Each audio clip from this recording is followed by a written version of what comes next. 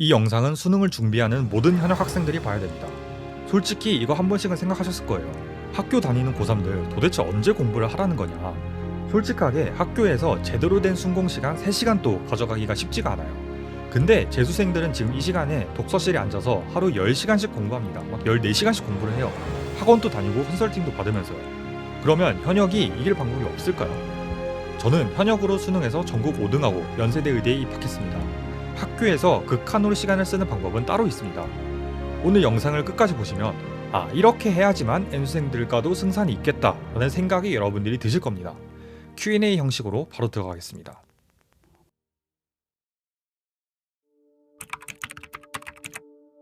자, 학교처럼 조금 번잡스러운 상황에서 공부할 때 가장 중요한 건 의지가 아니라 상황을 분류하는 겁니다. 저는 학교에서 공부 상황을 딱 3가지로 나눴어요. 첫 번째, 완벽하게 집중할 수 있는 경우. 두 번째, 집중은 되는데 손은 못 쓰는 경우. 세 번째, 집중은 잘 안 되는데 손은 쓸 수 있는 경우. 이렇게 상황을 나눴습니다. 자, 먼저 완벽하게 집중할 수 있는 경우인데요. 예를 들어서 자습시간, 방해받지 않는 점심시간, 조용한 도서관 이런 상황들이 있습니다. 이때는요, 손도 쓰고 머리도 쓰는 고부화 작업을 해야 합니다. 왜냐하면 집중 가능한 시간이 학교에서는 희귀하거든요. 이 희귀한 자원을 암기나 받아쓰기 같은 단순한 공부에만 쓰면 손해입니다. 고부화 작업을 학교에서 할 수 있는 순간은 한정되어 있기 때문에 가능하다면 아래와 같은 공부를 해주는 것이 좋습니다. 수학에서 어려운 엔제나 킬러급 기출풀기, 국어에서는 독서 지문 풀이 또는 평가원 기출 분석, 탐구에서는 킬러나 도표, 자료 해석 등 고난도 킬러 기출 풀기, 이런 것들을 자습시간이나 점심시간 등 고부화 작업을 할 수 있는 시간에 하시면 됩니다. 저는 솔직히 학교에서 그냥 제일 잘 되는 게 수학이었거든요. 그래서 대부분 시간을 이제 머리를 쓸 수 있는 시간에는 수학을 했어요. 그래서 그냥 드릴 같은 엔제 한 권 들고 와서 그냥 오늘 30문제 무조건 풀고 집에 간다, 이런 마인드로 집중되는 순간마다 그냥 벅벅 풀었습니다. 하루 종일 수학에서 학교만 풀면 드릴 3일 컷도 금방 됩니다. 그래서 핵심은 이거예요. 학교에서 완전 집중이 가능하다, 그러면 무조건 고난도 손풀이로 전환을 하는 겁니다. 이거를 자동화 하시면 돼요. 자, 두 번째 상황은 집중은 되는데 손은 못 쓰는 경우거든요. 예를 들어서 선생님이 교탁 앞에 있고 대놓고 문제 풀기는 애매한데 책은 펴둘 수 있다, 이런 상황이 있겠죠. 이때는 손을 쓰는 문제 풀이는 못하고 당연히 머리로 처리할 수 있는 공부를 하시면 됩니다. 예를 들어서 백지복습, 암기, 정독하기, 오답노트 리마인드하기, 이런 것들이 있습니다. 조금 더 구체적으로 보면 수학 개념을 암기하거나 정리한 것을 떠올리기, 탐구 개념 암기, 백지복습, 국어 EBS 작품 훑어보기, 포인트 회상하기, 영어 단어 구문 포인트 복습하기, 또 오답노트 읽기, 이런 것들이 있는데요. 여기에서 제가 제일 추천하고 강력한 거는 백지복습입니다. 자, 이게 수업 시간에 왜 특히 좋냐면요, 수업 시간에는 집중이 무조건 끊길 수밖에 없거든요. 예를 들어서 국어 EBS 작품을 본다고 하더라도 중간에 집중력이 끊기면 다시 돌아올 때 비효율적이게 되잖아요. 근데 백지복습은 오히려 끊겨도 됩니다. 중간에 끊기면 다시 돌아올 때 거기서부터 시작을 하면 되는 거고, 본인이 만약에 백지복습이 완벽하게 되어 있다 싶으면 중간 어디서부터 시작해도 똑같이 이어서 백지복습을 할 수가 있어야 됩니다. 백지복습을 하는 방법은 제가 예전 영상들에서 좀 자세하게 설명을 드려놨고, 저는 보통 이 상황에서 발상노트를 보거나 탐구 개념 복습을 많이 했습니다. 자, 세 번째로는 집중은 잘 안 되는데 손은 쓸 수 있는 경우가 있습니다. 예를 들어서 시끄러운 점심시간, 교실 이동 직후, 주변에서 계속 말을 걸 때, 이런 상황들이 있겠죠. 이때는 뇌가 힘든 공부를 하면 효율이 10%도 안 나올 겁니다. 외부 자극이 강한 환경에서 고난도 수학이나 국어 공부를 하면 시간을 썼는데 정작 보면 내가 뭘 했는지 아무것도 안 해놓은 상황이 되는 경우가 굉장히 많습니다. 그래서 이때 가능한 선택지는 3가지 정도가 있는데요. 자, 가능하면 노이즈 캔슬링 이어폰 끼고 인강을 들을 게 있으면 인강 듣는 게 제일 좋긴 합니다. 근데 학교에서 이어폰을 못 쓰는 경우도 많을 수도 있잖아요. 이때는 내 수준보다 살짝 쉬운 수학 문제 양치기를 하면 좋습니다. 혹은 세 번째로는 해야만 하는 수행평가 같은 잡일 처리를 하면 좋겠죠. 이런 것들 하시면 되고요.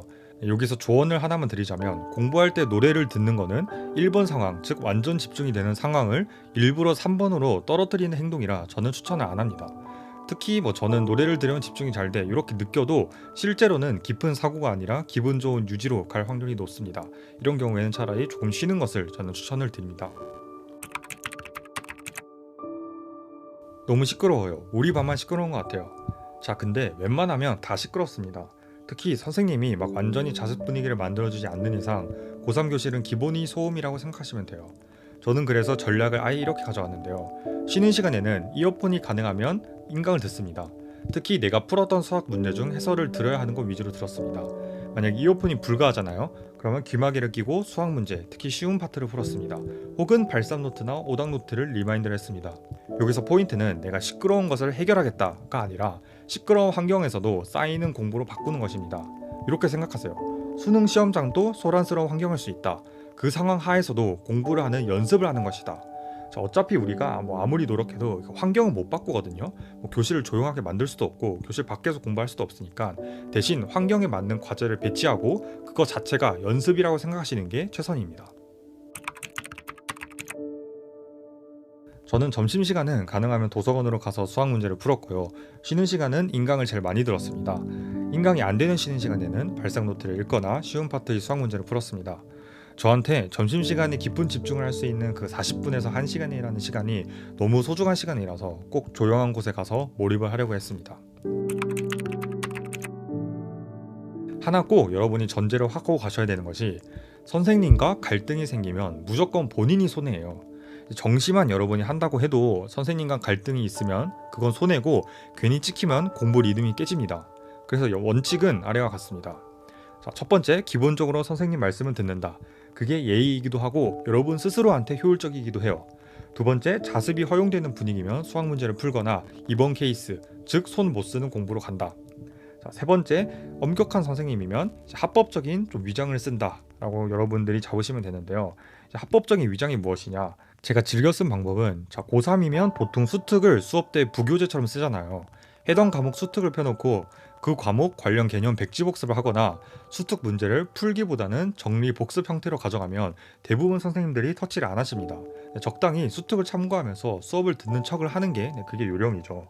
또는 아예 빈 노트를 펴놓고 쉬는 시간에 소제목만 미리 적어두고 수업 시간에 눈은 앞에 두고 손이랑 머리로 백지 복습만 하면 됩니다.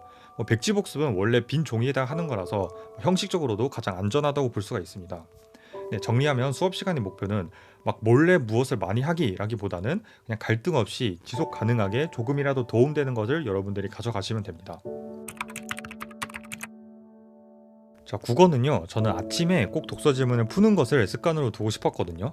근데 정시에 딱 등교를 하면 반이 너무 시끄러워서 국어를 도저히 못하겠는 거예요. 그래서 40분 일찍 등교해서 독서 지문 2지문에서 3지문을 풀고 하루를 시작했습니다. 네, 국어 독서는 흐름을 따라가면서 계속 능동적으로 행동과 질문을 해야 되는 과목인데 잡음이나 소음이 많으면 흐름이 계속 끊겨요.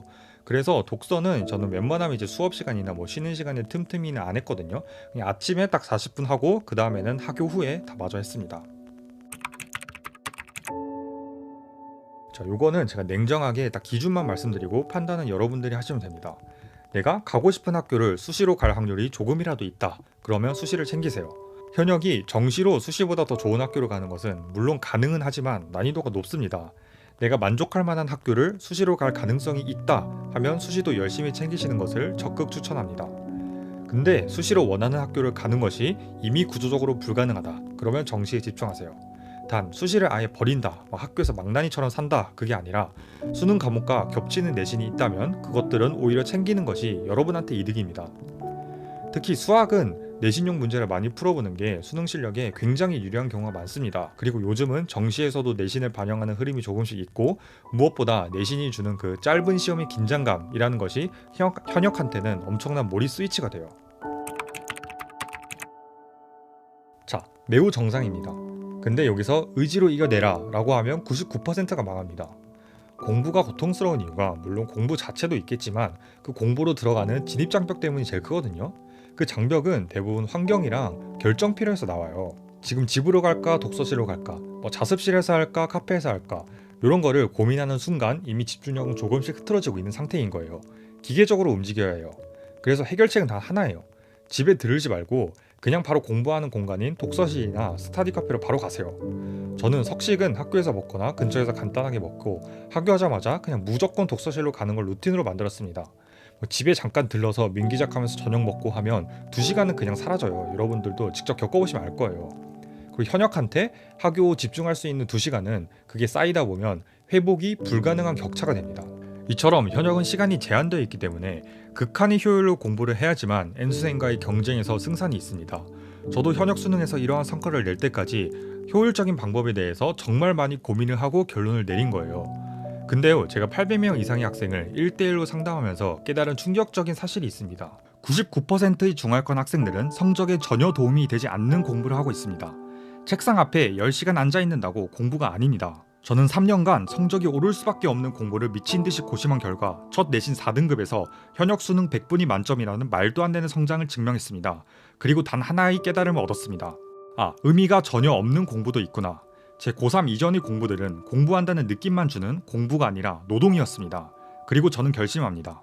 모든 학생이 100점을 무조건 맞는 공부법은 없어도 노력 한 톨까지 100% 성적에 직결되는 공부법은 반드시 존재한다. 어렵더라도 매달 딱 10명이 제 학생들만큼은 제 모든 것을 전수해서 노력을 정당하게 성적으로 보상받게 만들겠다는 철학으로 아크미스터디를 만들었습니다. 자세한 얘기는 아래 링크에서 함께 하겠습니다. 자, 가져야 하는 마음가짐은 내 경쟁자는 내 옆자리에 앉아있는 친구가 아니라 시대인재에서 이미 하루 14시간씩 공부를 받고 있는 괴물재수생이다 라는 것을 여러분들이 기억을 하셔야 돼요. 그 사람들보다 공부량이 많거나 최소한 비슷하거나 더 효율적이게 공부를 해야지만 경쟁할 여지가 생기겠죠. 기준을 반 친구로 두면 결국은 일반적인 현역 평균에 맞춰집니다. 그리고 불안에 대해서는 이 한 문장만 기억하시면 돼요. 바꿀 수 없는 것에 불안해하지 말고 바꿀 수 있는 것에만 집중해라. 교실 소음, 학교 일정, 선생님 스타일 이런 것들은 여러분들이 못 바꿔요. 아무리 노력해도 못 바꿉니다. 대신 그 상황에서 내가 할 수 있는 최선의 공부는 여러분들이 바꿀 수가 있죠. 환경 탓하지 말고 매년 현역 고3이 똑같은 환경에서도 수능 만점자들이 나온다는 것을 꼭 기억하시고 주어진 상황에서 핑계대지 말고 최선을 다하는 것이 여러분에게 그리고 여러분들의 성적에 가장 도움이 될 것입니다. 이상 아크미였습니다. 감사합니다.